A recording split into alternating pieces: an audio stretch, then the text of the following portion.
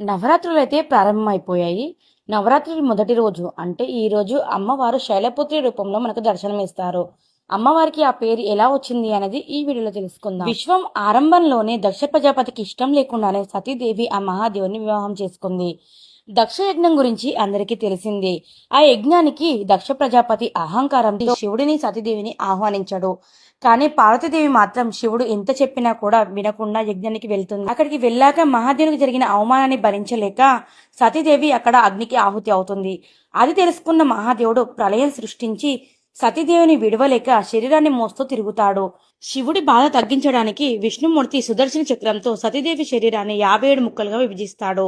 ఆ 57 ముక్కలు ఎక్కడైతే పడ్డాయో అవే ఇప్పుడు శక్తిపీఠాలుగా ఏర్పడ్డాయి.